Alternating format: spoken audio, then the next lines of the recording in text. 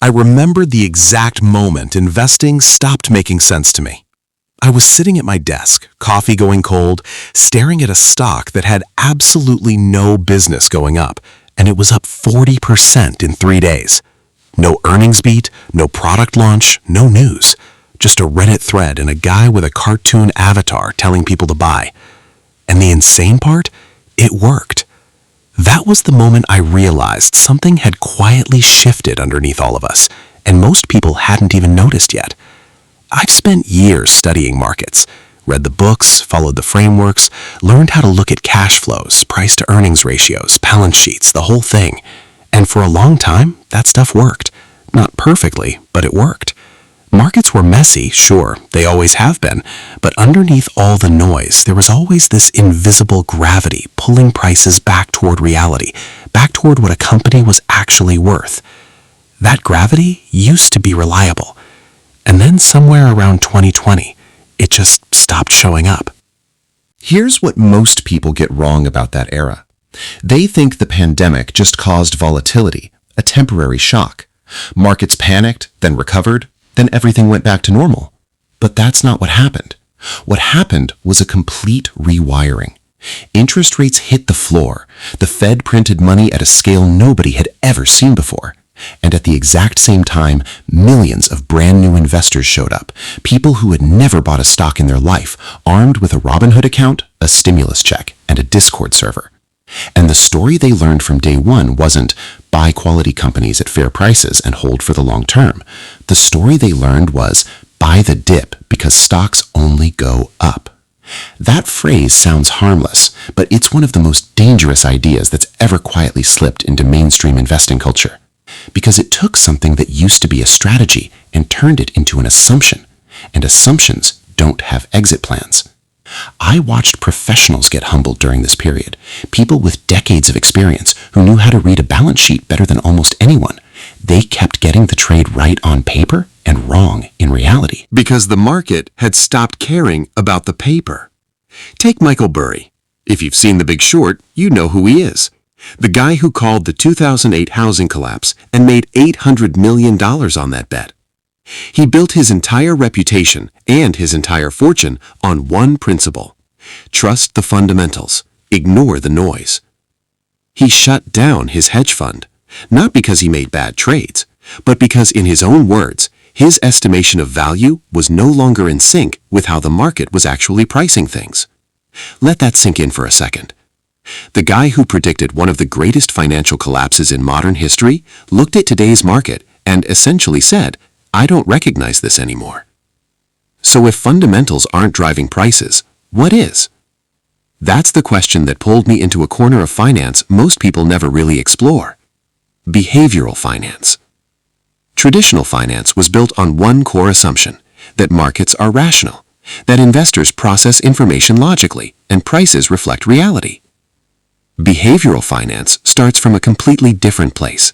It says markets aren't rational, they're human. And humans are driven by fear, greed, bias, and narrative way more than we're driven by spreadsheets. Two psychologists, Daniel Kahneman and Amos Tversky, laid the groundwork for this back in the late 70s. They proved that we don't evaluate risk the way we think we do. We feel losses almost twice as hard as we feel equivalent gains. We anchor to stories. We follow crowds, not because we're stupid, but because that's literally how human psychology is wired. For decades, this was treated like an interesting footnote, a way to explain why bubbles form and why panics happen, but not a real framework for understanding markets day to day. After 2020, that changed completely. The question stopped being, what is this company worth? And became, what is the crowd going to believe about this company tomorrow? I made a mistake in this environment, and I think a lot of people who'd been investing for a while made the same one. I kept waiting for the gravity to come back. I kept thinking, okay, this is unsustainable. Eventually, the numbers have to matter again. And I sat on the sidelines longer than I should have because I was waiting for a correction that kept not coming. Meanwhile, people who didn't know what a PE ratio was were doubling their money. That was a humbling experience, and it forced me to ask a question I didn't want to ask. What if I'm the one who's wrong here? Because here's what institutions figured out that most retail investors still haven't fully accepted. they started scraping Reddit, running sentiment analysis on Twitter, building models that track narratives, not just numbers. Not because they wanted to, but because since 2020, those inputs have done a better job of predicting short-term price movements than traditional metrics. Let that sit with you. Because when you can wake up, see a tweet about a stock from someone with a frog avatar, and deploy capital before you've finished your morning coffee, narratives don't need weeks to move markets anymore. They need hours. So where does that leave us? There are two ways to look at what's happening right now. The first view says, this is a bubble. Markets have gone through phases like this before. The 70s, the dot-com era. Every time psychology took over, prices went crazy, and eventually reality showed back up. Gravity always returns. It just sometimes takes longer than you expect. The second view is harder to dismiss. What if the disappearance of friction, the rise of social media, the instant access to capital, the millions of new participants, what if that has permanently changed the structure of markets? What if this isn't a temporary phase, but a new operating system? One where markets don't just price earnings and cash flows anymore. They price attention. Because attention moves money now, and money moves prices, and prices move narratives, and narratives bring more attention. It's a loop, and it might not have a clean ending. Here's what I actually think, and I could be wrong about this. I think the fundamentals still matter. I think gravity still exists. But I think the timeline has stretched, and the force that holds prices to reality now has to compete with something it never had to compete with before. The speed and scale of collective human belief, amplified across every screen on the planet simultaneously. That's not a small thing.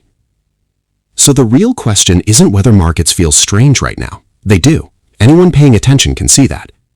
The real question is whether this strangeness is a chapter or whether it's the new story. And maybe the most honest thing I can tell you is this. I don't know. Nobody does. But the investors who are going to navigate this well aren't the ones pretending they have the answer. They're the ones who are humble enough to hold both possibilities at the same time and patient enough to keep watching without losing their minds.